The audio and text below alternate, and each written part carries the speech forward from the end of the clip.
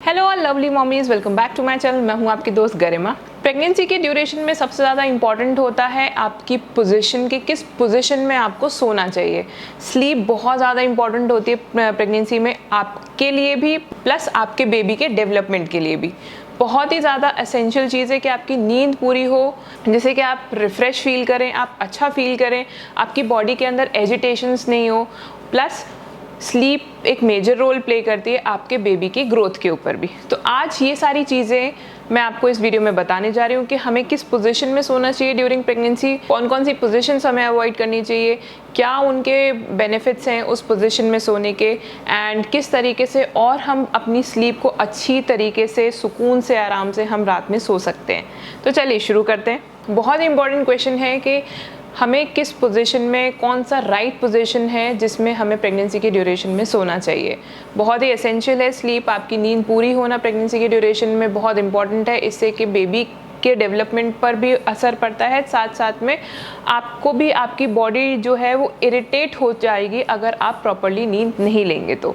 काफ़ी फीमेल्स पूछते हैं, जो स्पेशली न्यू मॉमीज़ होते हैं, जो पहली बार मदर्स बनने जा रहे हैं, तो वो पूछते हैं कि क्या राइट पोजीशन है, क्या मैं लेफ़्ट सोऊं, राइट सोऊं, या फिर मुझे पेट के बल सोने की आदत है तो क्या मैं पेट के बल सो सकती हूँ।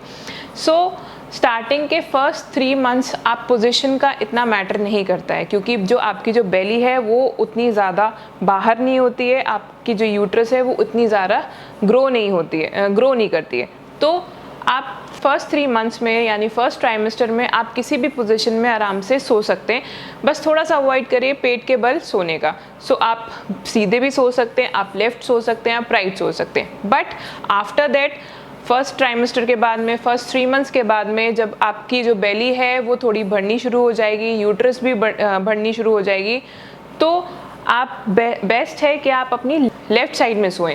लेफ़्ट साइड में क्यों बोलते सोने के लिए? जिससे कि जो सर्कुलेशन होता है वो भी अच्छा रहे, बेबी का जो ग्रोथ है, जो डेवलपमेंट है वो भी अच्छी बनी रहती है।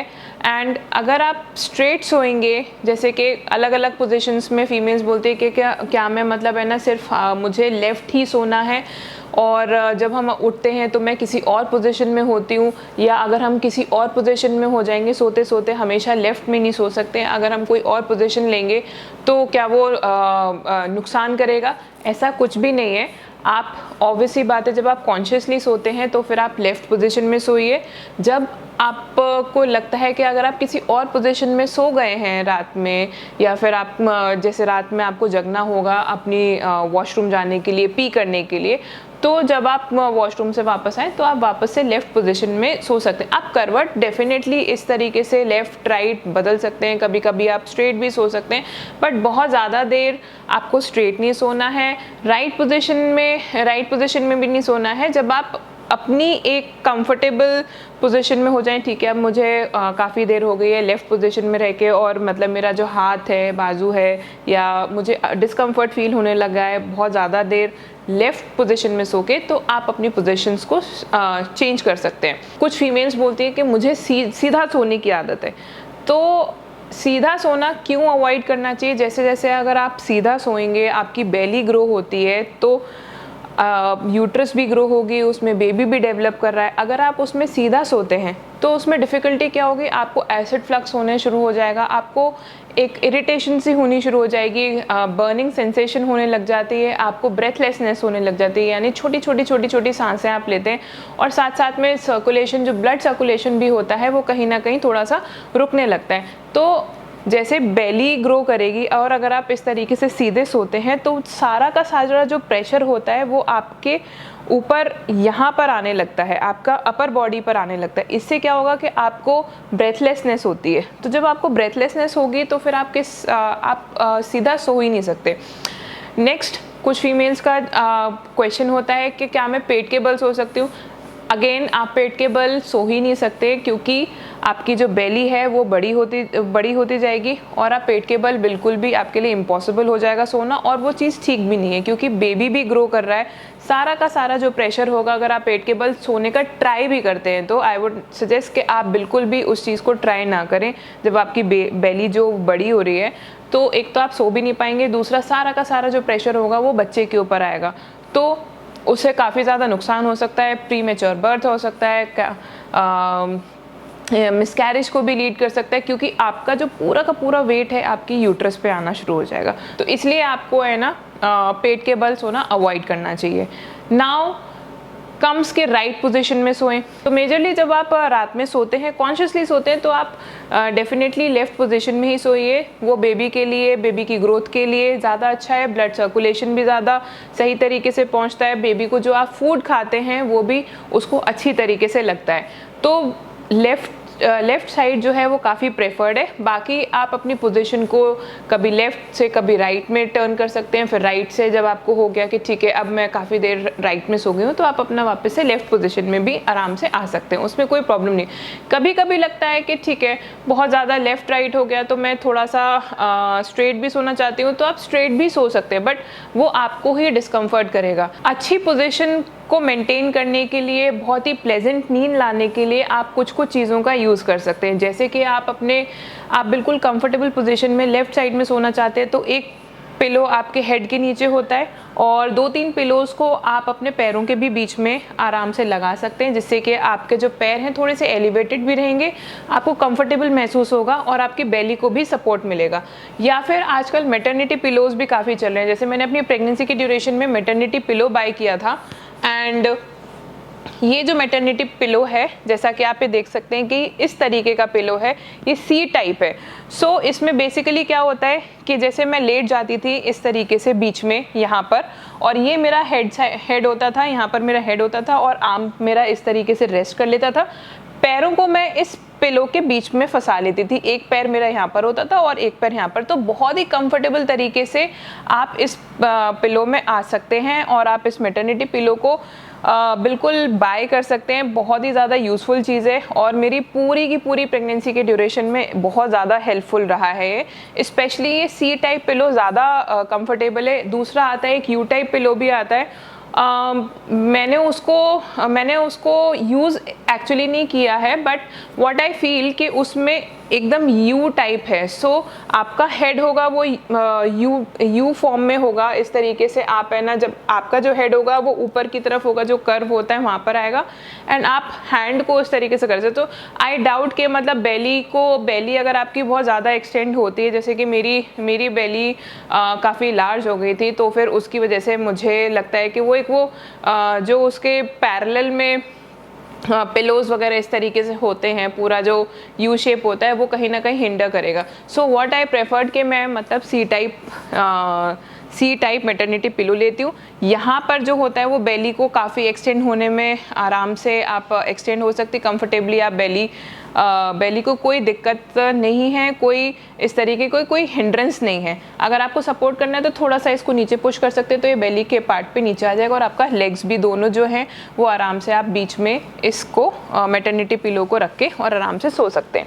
सो दूसरा चीज़ ये हो गया। तो आप कंफर्टेबली इस पिलो को यूज़ करके आप लेफ़्ट पोजीशन में आराम से सो सकते हैं। जब आपको पोजीशन चेंज करनी हो तो फिर आप पोजीशन अपने राइट पोजीशन पे चेंज कर लीजिएगा। तो ये पिलो काफ़ी ज़्यादा यूज़फुल है। अब अगर कुछ बोलते हैं कि भाई हमें इस तरीके से नींद नहीं आ रही है क्योंकि लेटर मंथ्स में, जैसे कि 7-8 मंथ्स हो गए, 7.5-8 मंथ्स हो गए और बेली काफ़ी ज़्यादा बाहर हो जाती है, तो कई बार होता है कि ठीक है मैं लेफ़्ट साइड में सोते सोते मेरी बॉडी को है ना दर्द हो जाता है, या फिर आपका हाथ जो है वो सुन्न हो जाता है, सो जाता है, तो मुझे थोड़ा बैठ के सोना है, उसमें कंफर्टेबल फील होता है, तो उसमें भी कोई प्रॉब्लम नहीं है। तो आप क्या करिए, अपने 2-3 अच्छे मोटे पिलोज़ को अपने पीछे लगा लीजिए। अपने पीछे आप बैक साइड में लगाकर और इस तरीके से सो सकते हैं, यानी कि आप ऐसा पोजीशन लेके अपने आप को रिलैक्स करके बिल्कुल सो सकते हैं।